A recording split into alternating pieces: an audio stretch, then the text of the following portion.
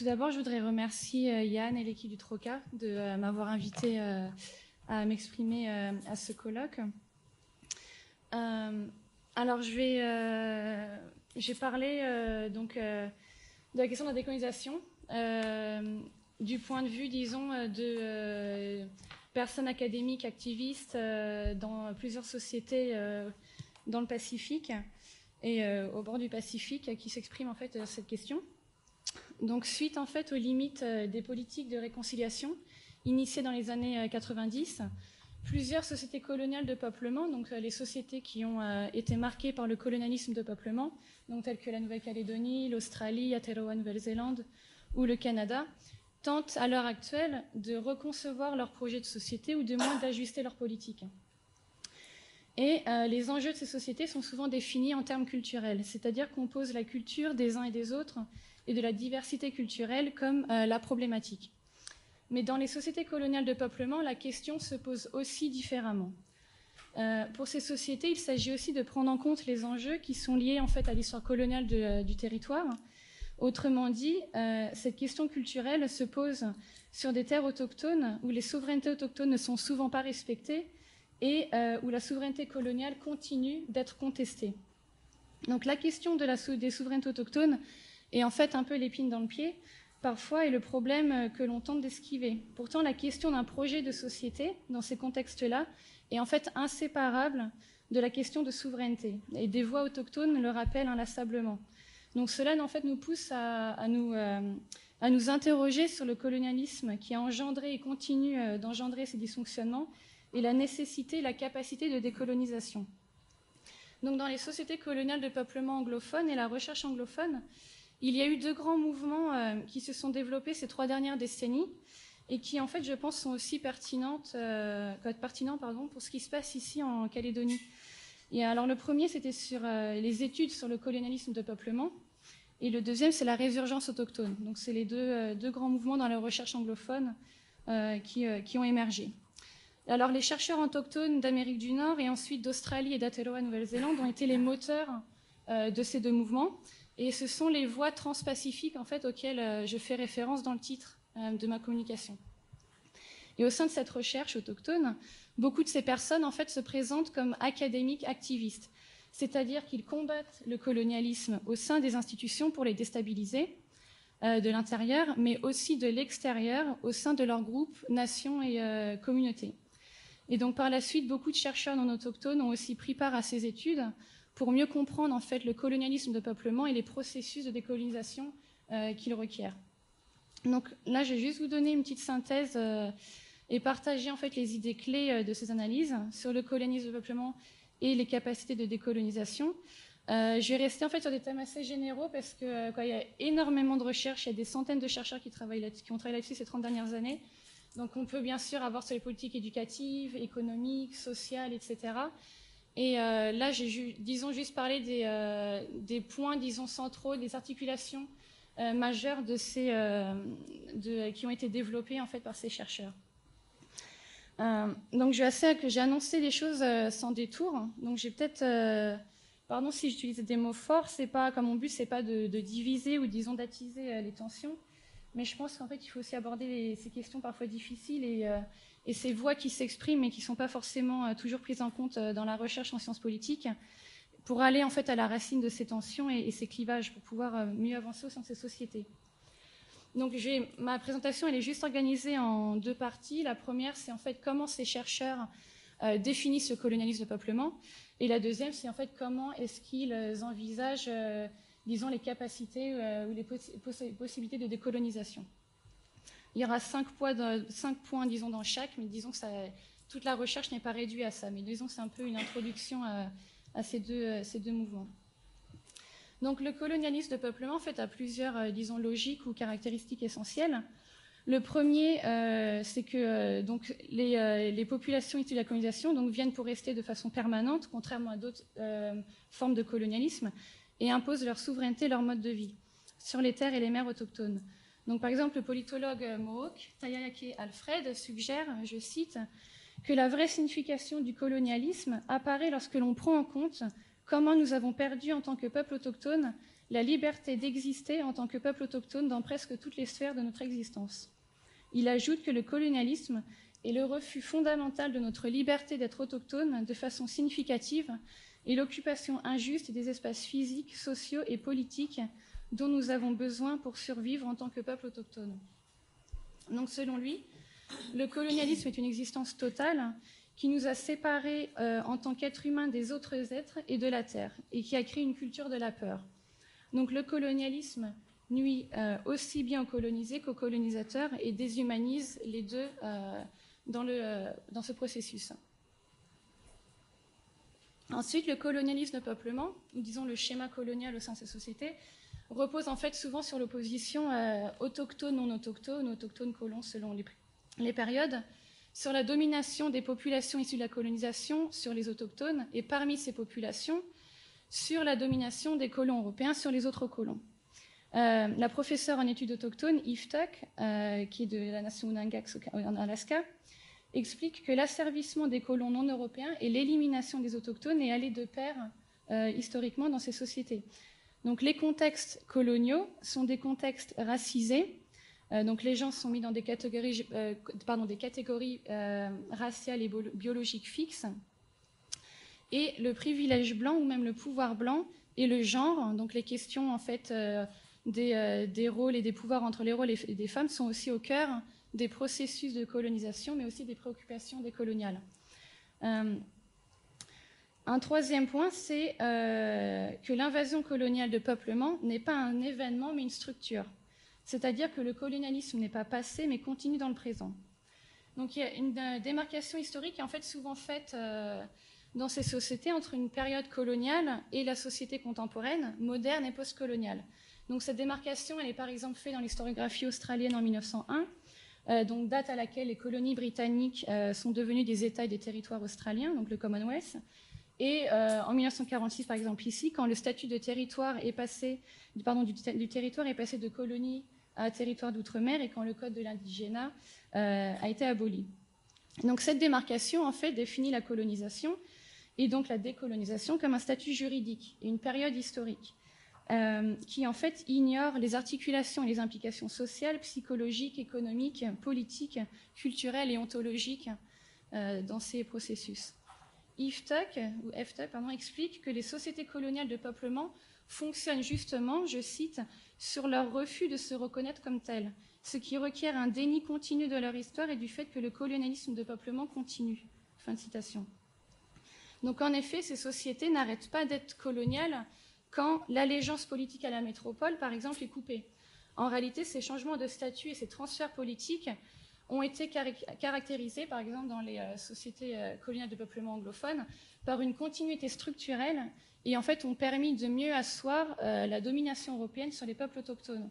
Et donc, la souveraineté territoriale, de ce fait, en fait, s'est faite au détriment de la souveraineté des peuples. Ensuite, un quatrième point sur le colonialisme de peuplement, c'est que cette structure est basée sur une logique d'élimination des autochtones. Donc là, je cite en fait Patrick Wolf, et c'est un ouvrage qu'il a écrit en 2006, et en fait qui est une référence dans ces deux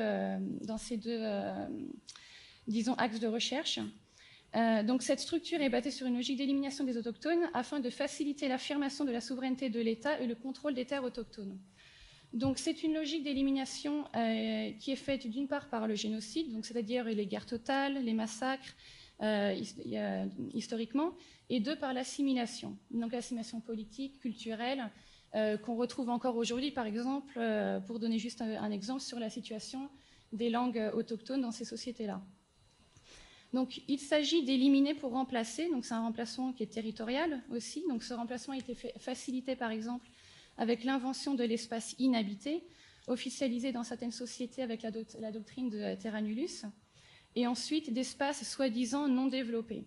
Donc, c'est-à-dire que la colonisation disons, apportait un développement qui n'existait pas auparavant, ce qui est bien sûr historiquement et scientifiquement faux ou a été prouvé être faux.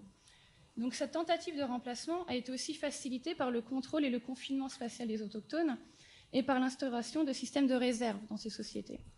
Donc lorsque ce système de réserve a pris fin, En fait, c'est le système judiciaire colonial qui a eu un rôle fondamental dans la gestion des relations sociales. Et en fait, le système carcéral a remplacé le système de réserve comme pratique de contrôle spatial des autochtones, avec un accroissement important dans la deuxième moitié du XXe siècle des autochtones dans le système carcéral et la construction continuelle de prisons et de centres de détention encore aujourd'hui. Donc pour Jennifer Dennett-Dale de la nation Diné, il faut rendre visible le lien entre discrimination policière, suprématie blanche, hétéropatriarchie et colonialisme qui vise à faciliter notre criminalisation. Fin de citation. Et donc cette logique de remplacement est en fait toujours visible aujourd'hui, par exemple, dans la proportion de terres, élément fondateur de tout pouvoir politique, restant aux autochtones dans ces sociétés, dans le fait que la ville continue d'être pensée et actée comme un espace non autochtone, et dans le fait que les peuples vivant dans les sociétés coloniales de peuplement sont proportionnellement les peuples ou les ethnies les plus incarcérées au monde. Et donc cette logique d'élimination explique aussi pourquoi la jeunesse autochtone dans ces sociétés est souvent représentée comme en échec, à problème, dysfonctionnel et criminel. Nick Estes et Mélanie Yazzie expliquent, je cite, « Historiquement, la jeunesse autochtone est la plus grande menace aux États coloniaux et donc au colonialisme de peuplement. Non seulement parce qu'elle représente le futur des nations autochtones, mais aussi parce qu'elle est à l'avant des mouvements autochtones.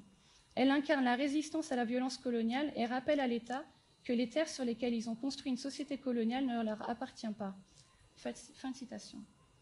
Et justement, donc un cinquième point que je vais aborder aujourd'hui sur le colonialisme de peuplement, c'est qu'en fait, il perpétue le mythe de l'achèvement colonial, c'est-à-dire que le but n'est pas la décolonisation, mais une tentative d'éliminer les obstacles que posent les peuples autochtones à la souveraineté, disons, européenne ou disons, des populations dominantes. Donc il cherche en fait la fin de l'incertitude politique en ignorant et éliminant les souverainetés autochtones ou les revendications de cette souveraineté. Donc les pouvoirs coloniaux, d'ailleurs, ne parlent pas de souveraineté autochtone, mais seulement de culture autochtone. Ce mythe en fait de l'achèvement colonial s'est par exemple manifesté ici il y a quelques semaines autour du référendum, lorsque plusieurs hommes et femmes politiques loyalistes en fait espéraient qu'une large victoire du non en fait tirait une fois pour toutes un trait sur les revendications indépendantistes. Et pourtant, l'histoire et les exemples à l'étranger montrent en fait que c'est un leurre de penser que la question des souverainetés autochtones s'effacera simplement avec le temps. Que les invasions coloniales en fait aient débuté il y a 150, 200 ou 400 ans, les mouvements autochtones contemporains en fait continuent de témoigner en fait de cette permanence autochtone. Les peuples autochtones existent, résistent et persistent, et ils sont accompagnés par un nombre de plus en plus grand de non-autochtones. Daniel Justice, donc, de la nation Cherokee, fait remarquer que tout comme le régime colonial a pris des générations à s'établir, cela prendra aussi des générations pour le démanteler, mais ça arrivera. Fin de citation.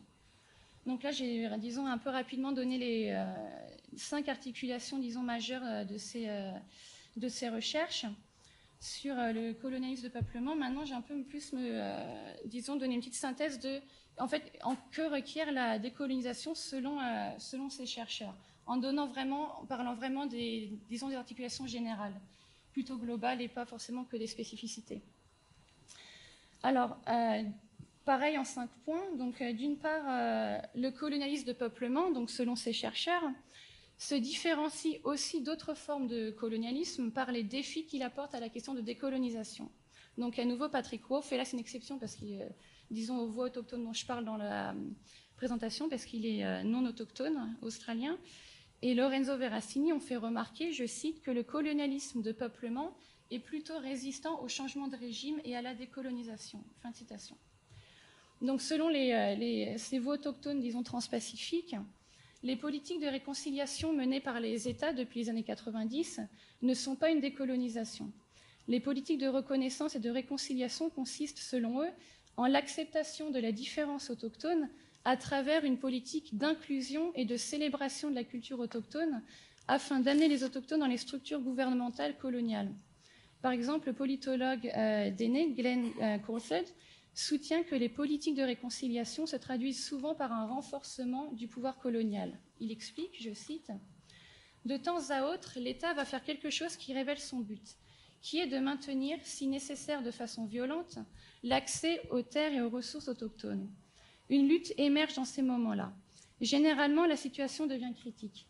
Elle atteint une sorte de crise, puis l'État se retrouve dans la position où il offre une certaine reconnaissance et fait un geste vers la réconciliation. Fin de citation. De même, Tayaki Alfred argumente, je cite, qu'une façade de réconciliation est utilisée pour consolider la suprématie blanche, pacifier et assimiler les autorités autochtones. Donc, cependant, en fait, ce rejet des politiques de réconciliation ne reflète pas, disons, un désir de couper toute relation entre autochtones et populations issues de la colonisation, mais plutôt un désir de construire ensemble des relations décolonisées. Donc, le deuxième point, en fait, c'est que la décolonisation, selon nombreux de ces chercheurs, consiste justement à créer du lien et établir une réciprocité et des interdépendances entre les gens et les peuples. Donc, selon le colonialisme, essaye de couper les relations et nous empêche de comprendre, je cite, que l'on est toujours déjà en relation. Fin de citation. Donc, selon Tayaki Alfred, il est nécessaire de baser la société, je le cite à nouveau, sur la coexistence, un équilibre entre indépendance et interdépendance des peuples, et une relation politique fondée sur une éthique du pluralisme dans un cadre de respect. Fin de citation. Et justement, disons un troisième axe dans cette question de la décolonisation, c'est que les souverainetés autochtones, en fait, sont la pierre angulaire de ces relations. La souveraineté, en fait, est liée à la culture. Donc, je dis au-delà de la culture, mais en fait, il est aussi question de culture dans ça. Donc, c'est lié à la culture, mais alors que, là, par exemple, la question de la spécificité culturelle est pensée à l'intérieur du cadre politique institutionnel existant, qui place les autochtones et les non-européens souvent comme l'autre, la souveraineté autochtone se pense et s'exerce au-delà des cadres existants importés par la colonisation. Donc elle recommande en fait une forme de décolonisation qui se concentre sur les autochtones et des formes de gouvernance et des façons d'être autochtones. Donc les chercheurs soulignent le besoin de défaire et repenser les structures de pouvoir pour la libération et les souverainetés autochtones. Donc il s'agit de fonder des formes de gouvernance qui soient justes non seulement pour les autochtones, mais aussi pour le reste du monde, des personnes qui habitent ces sociétés. Pour la politologue Audra Simpson, il faut construire une nation et non un État-nation, qui est le résultat de processus collectifs qui sont fondamentalement non hiérarchiques, qui ne sont pas basés sur l'exploitation d'autrui ou sur l'exploitation massive des ressources. Cela requiert une remise en question des systèmes industriels capitalistes et des relations de genre coloniaux. Fin de citation. Pareillement, Glenn Gossett, dans son œuvre majeure Peau rouge, masque blanc, donc, qui fait référence à Fanon, Peau noire, masque blanc, qui date de 2014, donc Peau rouge, masque blanc, il prône d'aller au-delà de la politique étatique et de réadopter et adapter des pratiques politiques autochtones résurgentes. Un quatrième point, c'est que pour entreprendre en fait un projet de société décolonisée, la question de la vérité et de la justice est aussi fondamentale. Donc le politologue Jeff Contasso observe que les sociétés coloniales de peuplement font face à un défi, je cite, que les populations issues de la colonisation sont devenues trop confortables et complaisantes quant au fait qu'elles vivent sur les terres autochtones volées, et ce quand bien même les peuples autochtones et une partie de la population non autochtones continuent de demander vérité historique et justice. Donc il s'agit, selon ces chercheurs, aussi de dire la vérité historique par l'éducation, par les connaissances, par l'apprentissage l'un de l'autre, même si ces conversations peuvent être difficiles à entendre et à mener. Et donc cet espace de vérité et justice n'est pas un lieu hybride, selon eux, mais un espace défini par un espace souverain autochtone où les peuples autochtones et les populations issues de la colonisation renégocient leur cohabitation et leur réciprocité. Et c'est alors qu'en fait l'écoute devient aussi possible et devient la critique. On met l'accent donc souvent sur la parole de ceux qui ont été colonisés, mais la parole est aussi inséparable de l'écoute. Donc si on n'écoute pas ces voix autochtones qui pourtant s'expriment et se sont toujours exprimés, on perd toute capacité en fait à créer du lien. Et donc écouter, c'est, je cite, donc entrer dans une relation éthique. Écouter, c'est être témoin. Être témoin, c'est être lié, être en relation. Et donc mon cinquième point, c'est ce qui nous amène en fait à la nécessité de l'autocritique et de la prise de responsabilité.